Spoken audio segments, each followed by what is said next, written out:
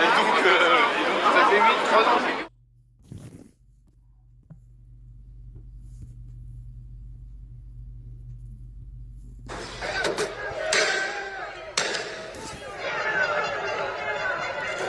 Police in riot gear in Lima, Peru, firing tear gas, trying to disperse the crowds of demonstrators demanding the resignation of President Dina Boluarte. The protests began after Boluarte, who was vice president under Pedro Castillo, was sworn in on December 7th after Castillo was impeached for trying to dissolve the Peruvian Congress. At least 56 protesters have died and more than 90 police officers injured in the ongoing violence. OTT platforms are the buzz these days. But do you know how top streaming platforms like Netflix, Hotstar and Amazon Prime... Thanks very much for staying with us. Time now for Eye on Africa with me, Georgia Calvin-Smith. Tonight, thousands of blackouts continue. And here it's focusing more resources on recycling old after thousands of people turned out to opposition protest marches nationwide on Wednesday. Now, they're all frustrated about a massive increase in the price of electricity, even as scheduled blackouts continue. The outages help reduce strain on the electricity grid, but cost the country millions every day. Nadine Tron tells us more.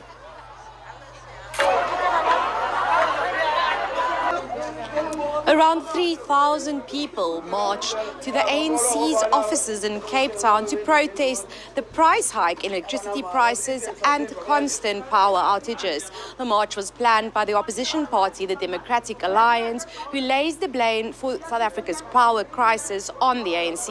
In Johannesburg, the march was much bigger.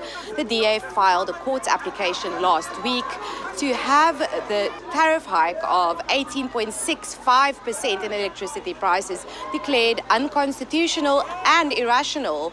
The failing electricity supplier Eskom says this won't end soon, and we can expect to experience between 2 and 4 hours of planned power outages, at least for the next 2 years.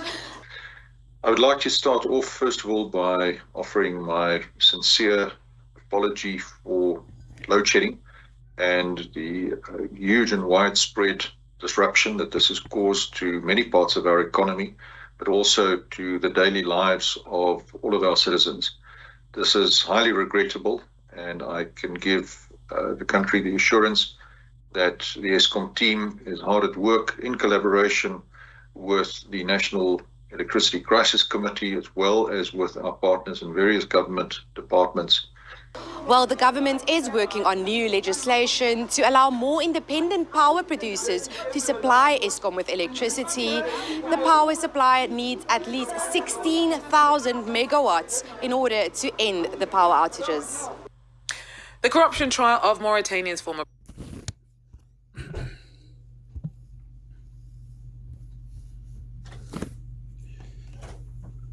All right, shalom, shalom, shalom. First and foremost, I'd like to give all praise and glory and honor to Yahweh, Bahashim, Yahushai, Bahashim, Rakakadash. Double honors to the apostles, the elders from the Great Millstone. Today's date is January 25th, 2023. This is the Bomb Ash from the lines of the 12. And the elder Apostle Elder Tahar said this year, that 2023, the hopeful year that all prophecies come to pass. All prophecies come to pass. Beautiful. And then we hoping all the prophecies come to pass this year. We're hoping. And the way it looks like, way it's looking, we're still in the first month of this year, and man, a lot of things is happening. Prophecies jump out of pages. So let's go ahead and grab some scriptures. So yeah, those are the people around the world.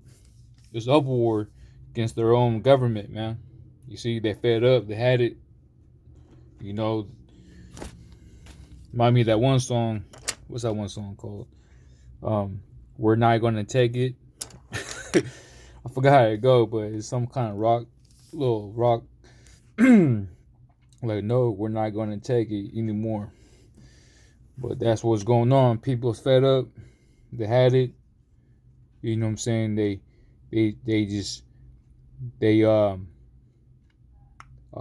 lost patience. They can't take it anymore. They're frustrated, angry, pissed. Yeah, I mean, you name it, and they don't care what they got to say. So they're gonna take measures of their own hands. You know, hey, that's prophecy. You see, because we have to speak by prophecy. So let's go ahead and grab Revelation chapter 19, verse 10. It says, and I fell at his feet to worship him, and he said unto me, see thou do it not. I am the false servant and of the brethren that have the testimony of Yahushai. Worship the Most High, for the testimony of Yahushai is the spirit of prophecy. You see? So you have a spirit of prophecy. What the prophecies come to pass, man. We've seen it. We've seen that Revelation, the 13th chapter, the mark of the beast, is here. You know, now it's front and center. They talking about it. It's there. You know what I'm saying? Now we're just like waiting on it. You know. So he pretty much Esau's dragging his feet. You know.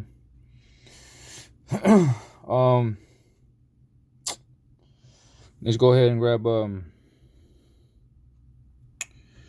me see.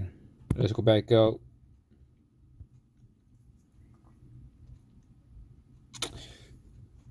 Ezra's. Ezra's chapter 2nd Ezra chapter 9, verse 1. It says, he answered me then and said, measure out the times diligently in itself, and when thou seest a part of the signs past, which I have told thee before, then shalt thou understand that it is that very same time wherein the highest will begin to visit the world which he made. You see that? So Yahweh Shemashai is visiting of the world about this uproars, earthquakes. You know, we just had an earthquake, I think, today, here in South California in the South area, Southern California, somewhere in Malibu, they had an earthquake. So definitely the Most High is visiting the world which he made, you know. Let's see. Verse 3 says, therefore, when there shall be seen earthquakes and uproars of the people in the world. You see that? So, man, so measure the time diligently. You see that? So we're super close. We're close of this. We're so close of the end of the movie here, man. You know, in the end of the age of Esau world. We're so close, you know. So we gotta measure the times where we at. You know, by look at the world, people that we seen what's going on here, biblical prophecy. It says, then shalt thou well understand that the Most High speak of those things from the days that were before thee, even from the beginning. For like as all that is made in the world have a beginning and the end, and the end is manifest. You see that? So now the end is manifesting. So now we see it crystal clear. I